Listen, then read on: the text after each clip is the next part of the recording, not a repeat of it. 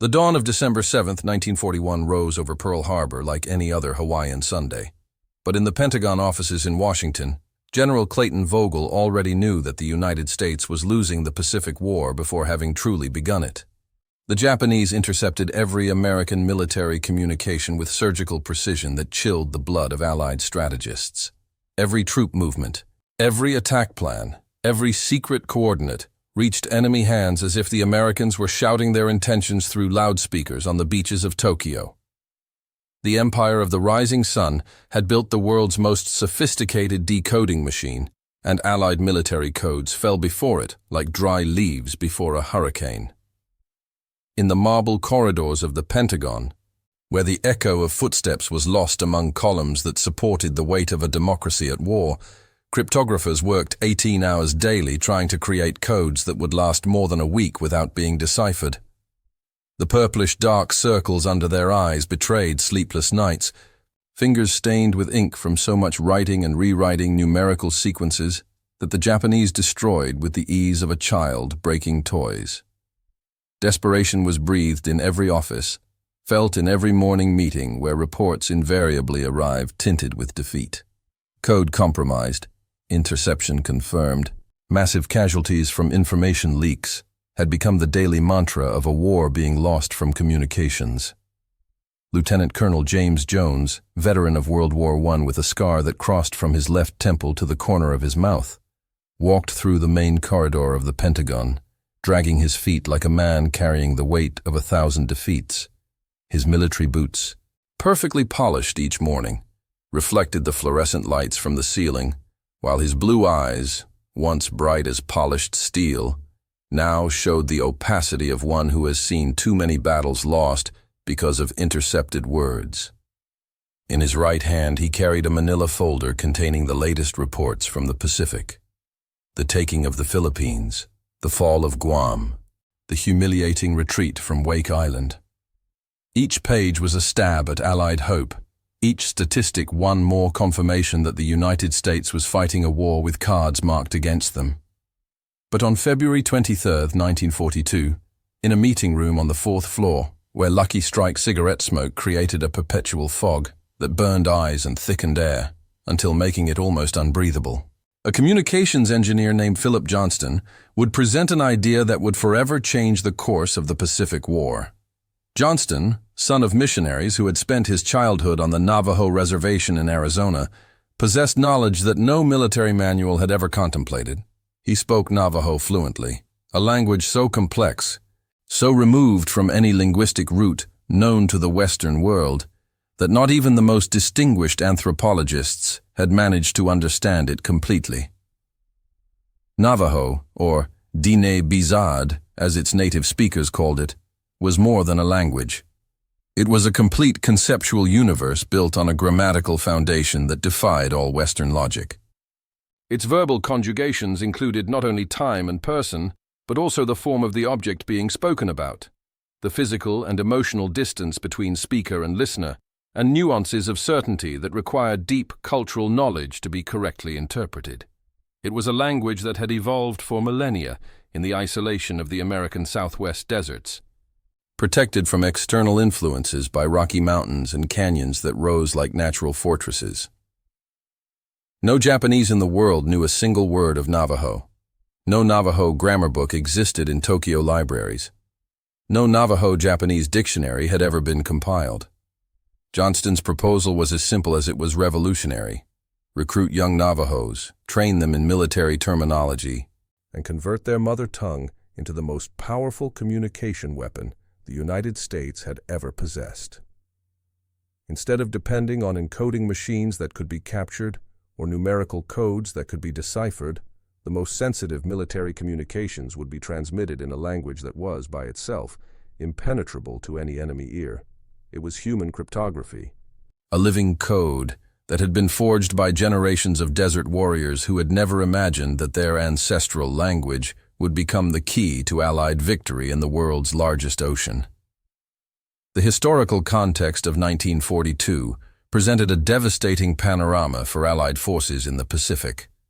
The Japanese Empire, led by Emperor Hirohito under military advice from Prime Minister Hideki Tojo, had executed territorial expansion that surpassed the most pessimistic predictions of American strategists. In just 6 months since Pearl Harbor, Imperial forces had conquered Hong Kong, Singapore, the Dutch East Indies, the Philippines, and had established fortified bases from the Aleutians to the vicinity of Australia. The Imperial Japanese Army counted 4 million active soldiers, a navy of 285 warships, including 10 first-line aircraft carriers, and an air force with more than 3,000 combat aircraft, piloted by aviators with brutal training that included kamikaze flights from basic training. Japanese military doctrine, known as modern Bushido, combined samurai tradition with cutting-edge technology and military logistics that had been perfected during decades of conflict in China. Each Japanese soldier was psychologically conditioned to prefer death over surrender. Each pilot had been trained to consider his life as a disposable tool in service of the emperor. And each naval officer had memorized combat strategies that prioritized coordinated suicide attacks over preservation of human resources. This mentality, incomprehensible to Western minds accustomed to valuing individual life, granted them immense tactical advantage in combats where American forces hesitated due to humanitarian considerations that the Japanese had completely abandoned. Admiral Isoroku Yamamoto, architect of the Pearl Harbor attack and supreme commander of the Japanese combined fleet, had designed a blitzkrieg strategy that sought to break American morale through a series of victories so overwhelming that they would force Washington to negotiate a peace favorable to Japan before American industrial superiority could fully manifest itself. Yamamoto, educated at Harvard and who had served as naval attaché in Washington during the 1920s, intimately knew American military capabilities and knew that Japan had an opportunity window of approximately 18 months to secure an advantageous negotiating position. After that period, American industrial machinery, once completely converted to war production, would crush Japanese manufacturing capabilities through simple numerical superiority. However, the most devastating advantage Japan possessed was not military, but cryptographic. The Japanese Naval Intelligence Service, known internally as the Black Chamber, had managed to decipher practically all American communication codes used in the Pacific. Its cryptographers, many of them brilliant mathematicians graduated from Tokyo Imperial University, worked in underground installations in Tokyo where analog machines the size of rooms processed radio interceptions 24 hours a day.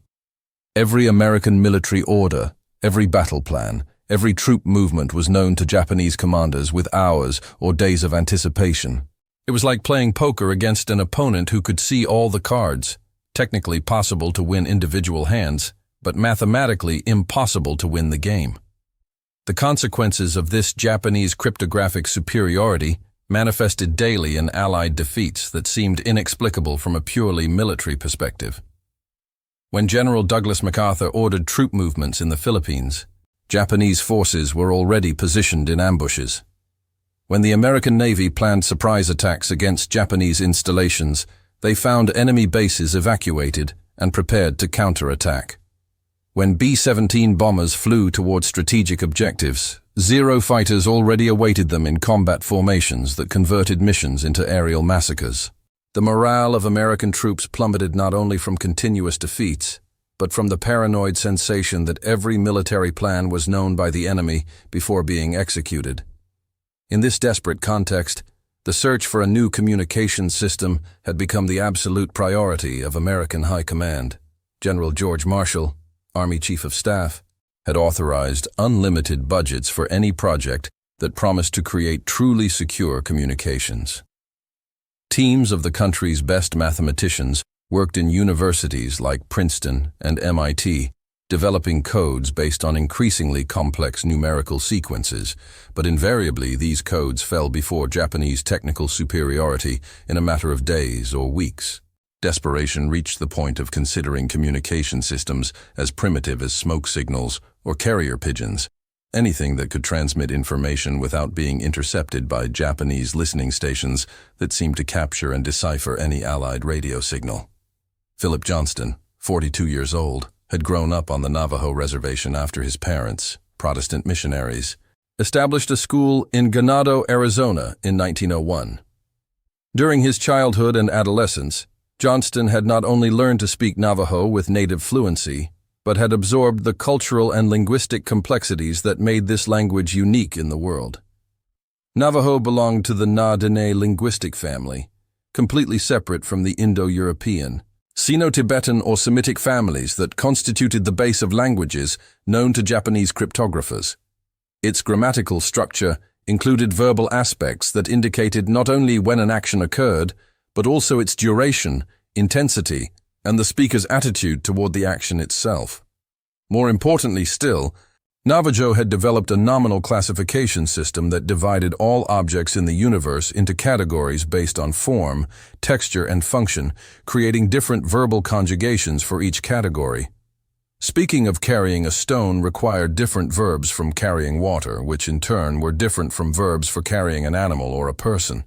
This complexity was not merely academic. It was functional and manifested in every daily conversation, which meant that any attempt to learn Navajo required not only memorizing vocabulary, but internalizing complete frameworks of a worldview completely alien to Western thought. Johnston had served as a communications engineer during World War I, where he had observed firsthand the security problems in military communications. During the Battle of Verdun, he had seen how German interceptions of French communications had resulted in massacres of Allied troops who walked directly into enemy ambushes. After the war, he had worked for 2 decades developing communication systems for civilian companies, but had always maintained contact with his Navajo friends from childhood and had continued practicing the language during regular visits to the reservation. He was possibly the only man in the United States who combined expert knowledge in military communications with complete fluency in Navajo, a combination that made him the perfect person to recognize the revolutionary potential of this language as an encryption system. Johnston's presentation at the Pentagon was initially received with skepticism. Military officers, accustomed to technological solutions for communication problems, found it difficult to accept that an indigenous language could be more secure than the most advanced encryption machines available. Colonel Weathered Woodworth, head of Marine Corps Communications, expressed typical doubts. How can we trust national security to a handful of Indians living on reservations? What if some of them are enemy sympathizers? What if the language doesn't have words for modern military terms? These questions reflected not only entrenched racial prejudices, but also a fundamental misunderstanding of the nature of the cryptographic problem they faced. Johnston responded to these objections with concrete data and practical demonstrations. He explained that Navajo had approximately 50 Izo-Zawaran speakers, all residents of the United States, which made it virtually impossible for the Japanese to have access to native speakers to train as interpreters. He demonstrated the flexibility of the language by showing how Navajos had naturally developed vocabulary for modern concepts, adapting traditional words through complex metaphors that maintained the grammatical coherence of the language. A tank became war turtle, an airplane iron bird, a submarine warfish. These metaphors were not literal translations, but culturally coherent adaptations that required deep knowledge of the Navajo worldview to be correctly understood. The decisive demonstration came when Johnston brought 2 Navajo friends, World War I veterans who worked in construction in Los Angeles, to conduct a practical test in the presence of Pentagon officers. The 2 men were situated in separate rooms and given a complex military message that included coordinates, unit numbers, attack schedules, and specific tactical orders. The first Navajo translated the complete message to Navajo and transmitted it by radio to the second, who translated it back to English with 100% accuracy. The entire process took less than half the time required to encode and decode the same message using standard Army codes, and had been transmitted in a language that no Japanese cryptographer could ever hope to understand. General Vogel, present at the demonstration, immediately understood the revolutionary implications of what he had witnessed. Here was a communication system that was simultaneously instantaneous, completely secure, and practically impossible to compromise. It did not depend on machines that could be captured, codes that could be stolen, or key books that could fall into enemy hands. It was a living system, embodied in the minds of men who had spent centuries perfecting their language in the isolation of the American desert. On May 1, 1942, less than 2 months after Johnston's demonstration, the Marine Corps officially authorized the recruitment of 200 young Navajos to create the most secret communication program of World War II. The recruitment of the Navajos presented unique challenges that reflected the complex relationships between the American government and native tribes. For decades, federal policy had consisted of civilizing Native Americans through forced suppression of their traditional languages and cultures. Navajo children had been sent to boarding schools where they were physically punished for speaking their mother tongue, where their traditional names were replaced with Anglo-Saxon names, and where they were taught that their cultural heritage was primitive and undesirable. Now, suddenly, the same government that had tried to destroy the Navajo language desperately needed it to win the most important war in its history. Military recruiters who arrived at the Navajo reservation in Arizona and New Mexico in May 1942 encountered a population that had legitimate reasons to distrust the American government, but which also possessed a warrior tradition that valued combat bravery and tribal loyalty. The young Navajos between 18 and 25 years old who were selected for the program possessed specific characteristics: complete fluency in Navajo, sufficient knowledge of English to function in military environments, excellent physical condition, and approval from tribal elders who recognized the importance of contributing to the American war effort. These young men were not simply soldiers. They were guardians of a linguistic treasure that would become the key to Allied victory.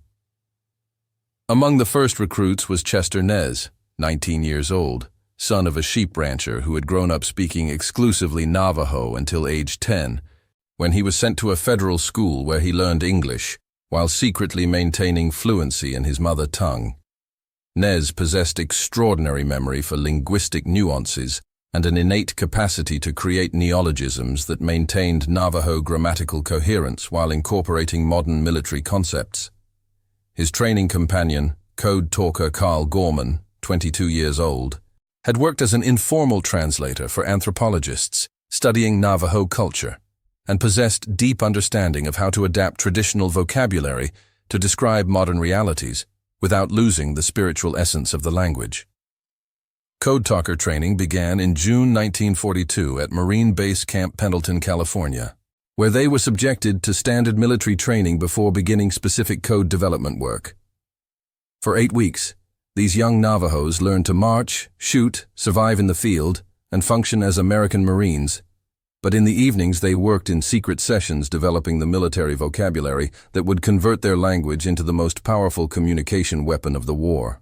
The process was complex because it required creating Navajo terms for concepts that did not exist in traditional Navajo culture, but doing so in a way that was natural for other native speakers and at the same time completely incomprehensible to strangers.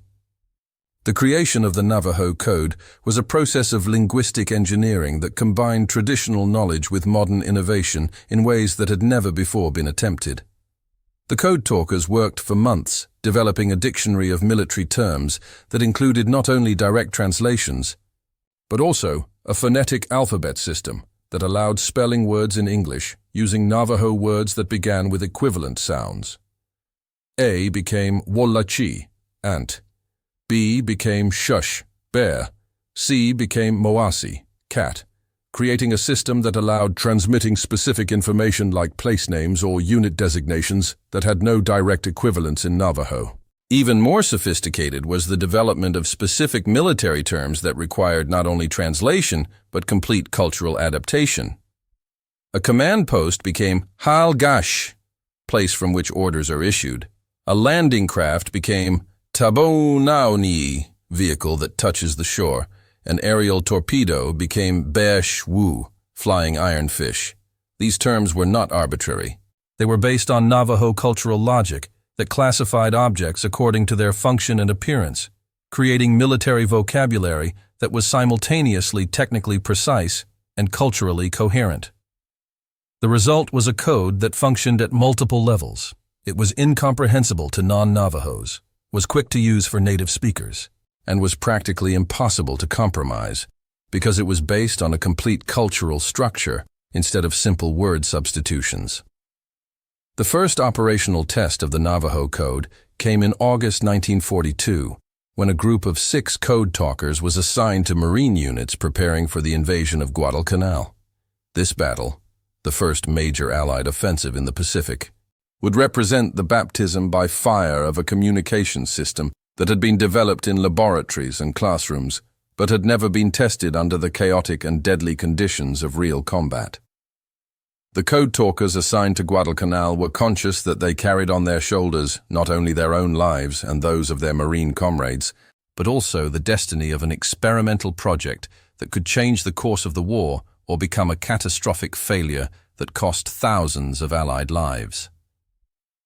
The invasion of Guadalcanal began on August 7, 1942, exactly 8 months after the Pearl Harbor attack, marking the moment when the United States finally shifted from a defensive to an offensive posture in the Pacific.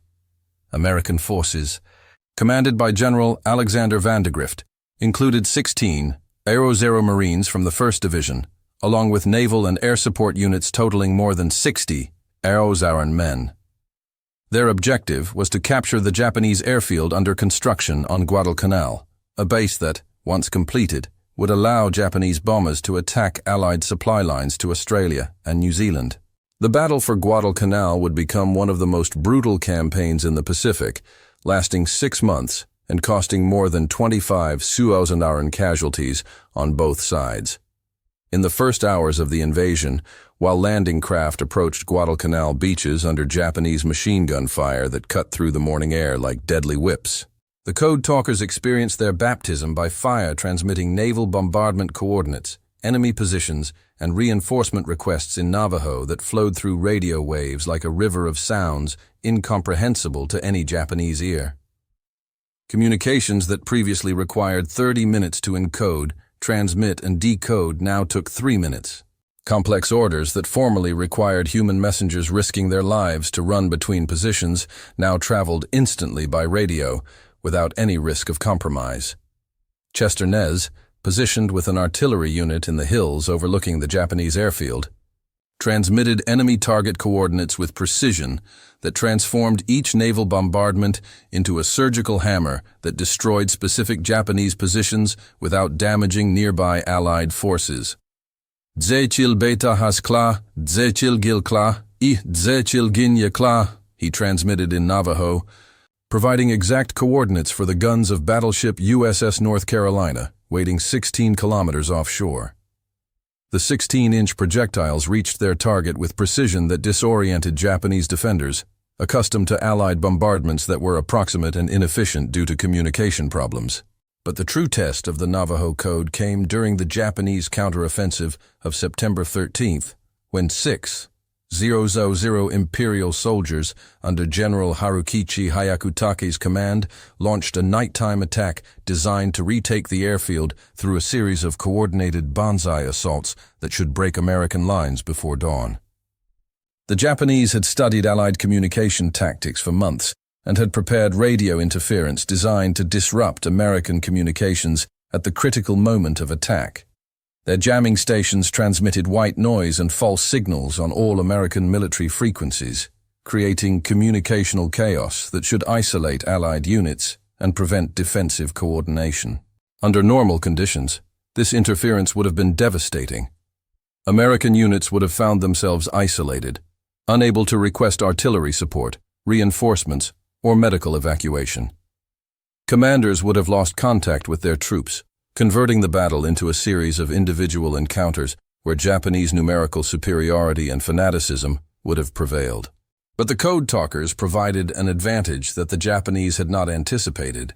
Communications completely immune to interference because they functioned in a code that no jamming station could neutralize. No matter how much radio noise they generated, Navajo words remained intelligible to other Navajos and completely incomprehensible to the Japanese. During 12 hours of nocturnal combat, while projectiles illuminated the darkness like artificial lightning and air thickened with cordite smoke and evaporated blood, the code talkers maintained a constant flow of communications that allowed defensive coordination that would have been impossible with any other system. Carl Gorman, positioned at battalion command post, transmitted complex repositioning orders that allowed concentrating defensive fire at specific points where Japanese attacks seemed most dangerous. Tachuan shiu na holo ba na sha, he ordered in Navajo, directing 2 Marine companies to move to flank a Japanese attack formation that threatened to break Allied lines. The result of the Battle of Guadalcanal was an American victory that marked the turning point of the Pacific War, but equally important was confirmation that the Navajo Code worked perfectly under the most extreme conditions imaginable. The code talkers had transmitted more than 800 messages during the campaign without a single error resulting in friendly fire or compromised information. Their communications had been intercepted by the Japanese, but remained as incomprehensible after months of cryptographic analysis as on the first day.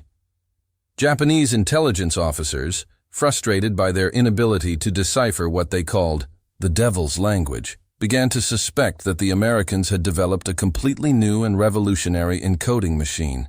The victory at Guadalcanal generated immediate demand for more code talkers for approaching campaigns in the Central Pacific.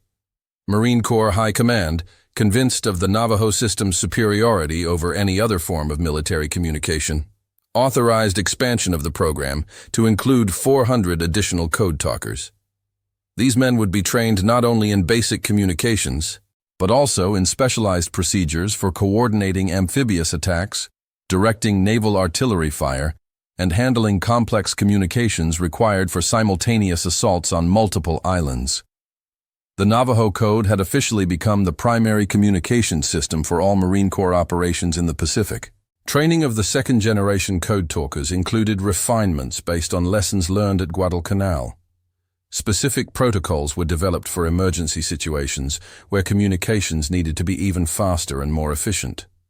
Navajo abbreviations for common orders were created that allowed transmitting complex instructions in seconds instead of minutes.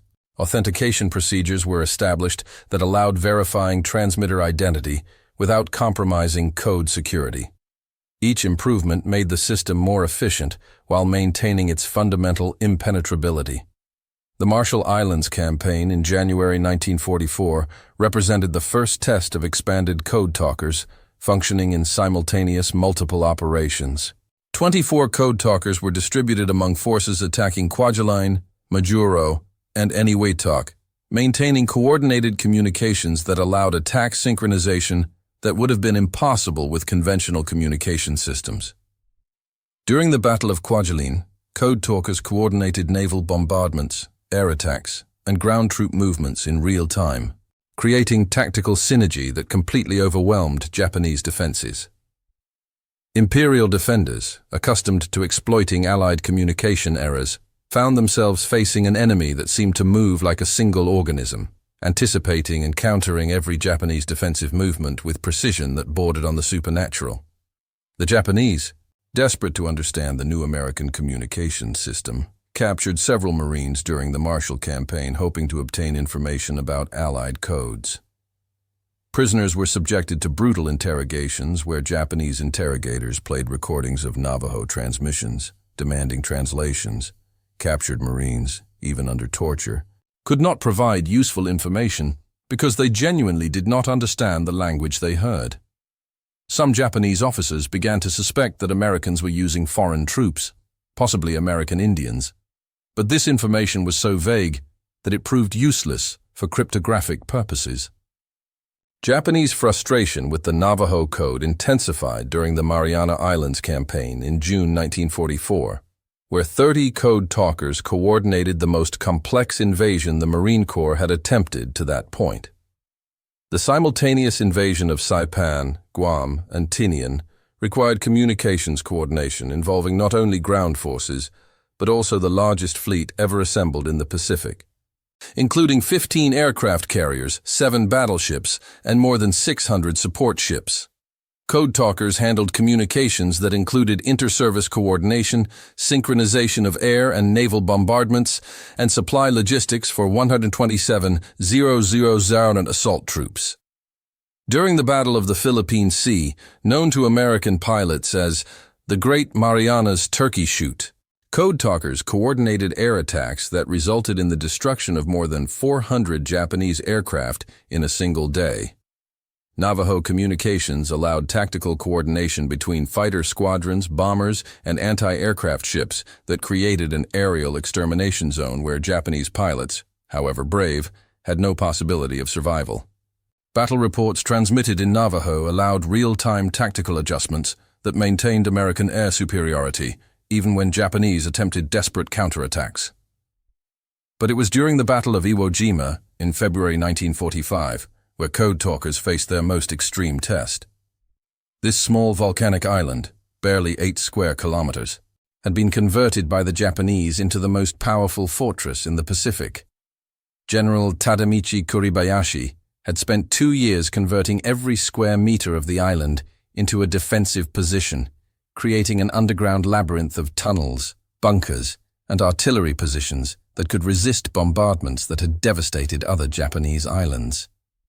The 22 Zoro-Japanese defenders of Iwo Jima had sworn to fight to the death, and Kuribayashi had specifically ordered that no banzai attacks be conducted that would waste lives. Each soldier should kill at least 10 Americans before dying. 6 code talkers landed with the first waves of Marines on Iwo Jima's Black Beaches on February 19, 1945. Carrying radios weighing 18 kilograms that would become lifelines for American forces trapped in the deadliest hell the Marine Corps had ever faced. The pre-invasion bombardment, lasting 3 days and including more than 6,800 tons of naval and aerial explosives, had completely failed to neutralize Japanese defenses. When landing craft approached the beaches, Marines encountered defensive fire of an intensity that surpassed anything previously experienced in the Pacific. Japanese machine guns, carefully positioned to create crossfire fields, converted landing beaches into extermination zones where advancing meant almost certain death. Volcanic sand, so fine it was difficult to walk on, became slippery with blood and made digging effective defensive positions impossible. Japanese mortars, directed from hidden observatories in hills overlooking the beaches, fell with precision that destroyed vehicles, equipment, and men with mechanical efficiency that chilled the blood of veterans who had survived dozens of previous battles. In these apocalyptic conditions, code talkers became the only means of effective communication between units trapped on beaches and commands attempting to coordinate support from ships offshore. Ira Hayes, a Pima code talker who had also been trained in Navajo, found himself pinned down in a position barely 50 meters from shore, with Japanese mortars falling every 30 seconds in a pattern that made any movement suicide. With his radio partially buried in volcanic sand to protect it from enemy fire, Hayes transmitted precise coordinates of Japanese positions that allowed surgical naval bombardments destroying specific bunkers without damaging Marines trapped meters away. Dibe wijini yaji tautuij ninis gahnaki, Hayes transmitted in Navajo, identifying a Japanese machine gun position that had been massacring Marines for 2 hours. 16 kilometers offshore, battleship USS Nevada adjusted its 14-inch guns based on these Navajo coordinates and fired a salvo that destroyed the Japanese bunker with precision that saved dozens of American lives. Navajo communications were so fast and precise they allowed naval gunfire support in real time, converting each naval projectile into a surgical scalpel instead of a blind hammer. During the 35 days the battle for Iwo Jima lasted, code talkers transmitted more than 800 messages without a single transmission error. They worked without rest, often for 24 consecutive hours, maintaining communications under constant fire that would have destroyed any other communications system. When Mount Suribachi was finally captured on February 23rd, code talkers were responsible for coordinating supporting bombardments that allowed Marines to reach the summit where they would raise the most photographed flag in American military history. But the cost had been devastating.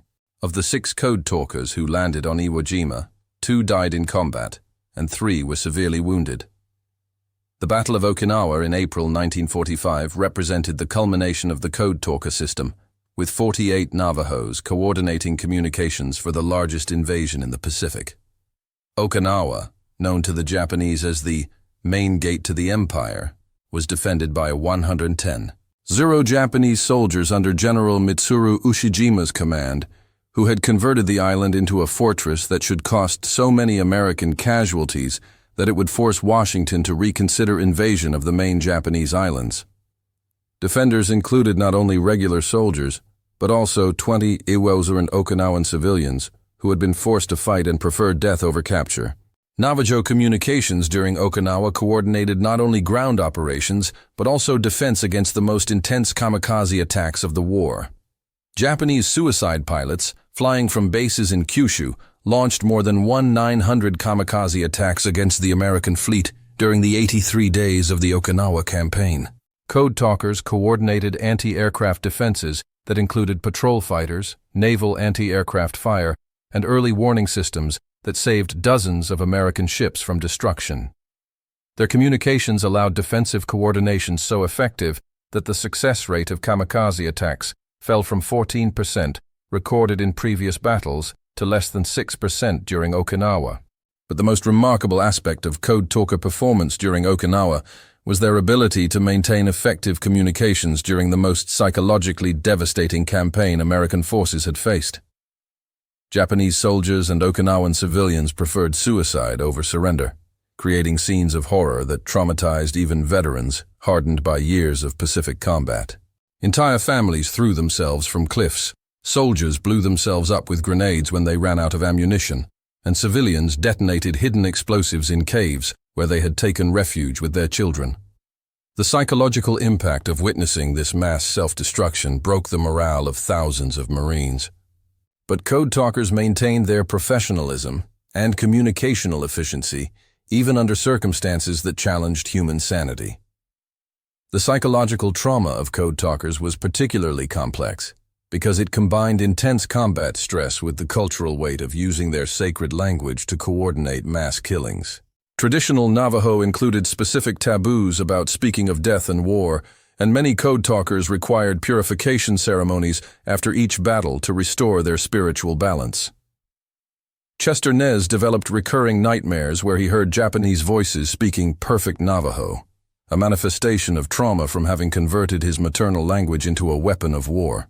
Carl Gorman began stuttering in English although maintaining perfect fluency in Navajo, a psychological division reflecting tension between his identities as Navajo warrior and American soldier. Physical stress was equally devastating. Code talkers carried radios weighing up to 25 kilograms in tropical heat conditions reaching 45 degrees Celsius, with 90% humidity that made each breath a conscious effort. During prolonged battles, they worked 18-hour shifts, transmitting messages under conditions where the smallest error could result in friendly fire killing their own comrades. Required precision was absolute. An incorrect coordinate meant bombardments falling on Allied positions. A wrong unit number directed reinforcements to the wrong place. A mispronounced word could result in tactical confusion, costing hundreds of lives.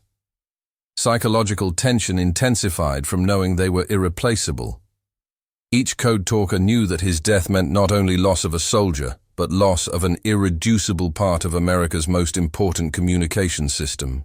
There were not enough trained Navajo speakers to replace casualties, which meant that each serious wound or death permanently reduced Allied communicational capacity. This responsibility created unique psychological pressure. They were simultaneously combat soldiers exposed to all battlefield dangers and national strategic resources that must be protected at all costs. Japanese attempts to neutralize code talkers intensified during 1945 when Imperial intelligence finally identified the connection between new American codes and presence of Native American soldiers in communications units. Japanese began directing specific attacks against Allied radio positions, using snipers trained to identify and eliminate communications operators. Code talkers became priority targets for Japanese commandos infiltrating Allied lines, specifically to sabotage communications. Several code talkers were captured during Japanese nighttime raids, but even under extreme torture, information they could provide was useless for cryptographic purposes, because the code resided not in books or machines, but in the complete cultural structure of Navajo thought. Operational security around code talkers became so strict that many Allied Marines did not know that radio operators in their units were using a special code. Code talkers were instructed to never discuss their work, never write anything related to the code, and never allow non-Navajos to hear their transmissions. This need for secrecy created additional social isolation. They were separated from other Marines by security barriers, separated from other Navajos by geographical distance, and separated from their families by impossibility of explaining what they did in the war. They were ghost warriors fighting a secret war within the World War. The end of the war in August 1945, after atomic bombings of Hiroshima and Nagasaki, found code talkers distributed across the Pacific preparing for Japan's invasion that never came. Operation Downfall, which would have required 5 million American soldiers and was expected to cost more than 1 million Allied casualties, would have depended completely on Navajo communications for coordination. Military planners had calculated that without code talkers, Japan's invasion would have been logistically impossible given Japanese cryptographic capabilities to intercept and decipher conventional Allied communications. Japanese surrender on September 2, 1945 abruptly ended code talker military careers, but also began decades of forced silence about their contributions to Allied victory. The Navajo Code was immediately classified as a national secret, and code talkers received strict orders to never discuss their war work. The American government, anticipating future conflicts with the Soviet Union and China, wanted to maintain capability to use Navajo communications in future wars. This decision condemned code talkers to decades of anonymity, where their extraordinary contributions remained unknown even to their families and tribal communities. Chester Nez returned to the Navajo reservation in Arizona to discover that his father had died during the war and droughts had destroyed family livestock. Without educational benefits because his military service had been classified, without public recognition of his war contributions, and suffering untreated psychological trauma, Nez spent the next 30 years working in construction and as a mechanic while Iwo Jima nightmares woke him every night. His story was typical. Most code talkers returned to lives of poverty and anonymity on reservations where economic opportunities were limited and where Native American veterans received fewer benefits than other American veterans. Carl Gorman developed chronic alcoholism after the war, a condition affecting more than 60% of code talkers, according to later studies. Alcohol became the only available method to suppress memories of coordinating bombardments that had killed thousands of Japanese soldiers, many barely teenagers. Gorman spent decades working as custodian at a public school in New Mexico, his identity as one of World War II's most important communication specialists, known only to his immediate family. Impossibility of speaking about war experiences created psychological isolation that destroyed his marriage and alienated him from his children, who grew up not knowing their father had been fundamental to winning the century's most important war. The impact of the Navajo Code on World War II's outcome was quantifiable and decisive. Later military analyses determined that the Navajo Code had accelerated Allied communications by an average of 250% compared to conventional encryption systems, allowing tactical coordination that would have been impossible otherwise. More importantly, the code was never compromised during 847 days of active war. A cryptographic security record unmatched by any other code used by any country during the war. Japanese intercepted and analyzed thousands of Navajo transmissions without ever deciphering a single message. A cryptographic failure that directly contributed to Japanese defeats at Guadalcanal, Saipan, Iwo Jima, and Okinawa. General Douglas MacArthur, Supreme Commander of Allied forces in the Pacific, wrote in his memoirs that the Navajo Code accelerated the war's end by at least 1 year and probably saved 100,000 American lives. This evaluation, classified for decades, recognized that without secure communications, Pacific campaigns would have required much larger forces, more extensive preparation, and would have resulted in massive casualties from lack of tactical coordination. The Navajo Code had not only won battles, it had fundamentally changed the nature of modern amphibious warfare by allowing real-time coordination between ground, naval, and air forces. Public recognition of code talkers began slowly in the 1970s when the Navajo Code was finally declassified. The first book on the subject, The Code Talkers by Doris Paul, was published in 1973 but received limited attention. It was not until the 1990s that code talkers began receiving appropriate recognition for their contributions. In 1992, the Pentagon organized the first official ceremony recognizing code talkers, establishing a permanent exhibit documenting their role in Allied Pacific victory. Recognition culminated in 2001 when President George W. Bush awarded Congressional Gold Medals to the 29 original code talkers and silver medals to the more than 300 who served subsequently. The ceremony at the Capitol, held 60 years after Pearl Harbor, finally granted national recognition to men who had lived decades in anonymity.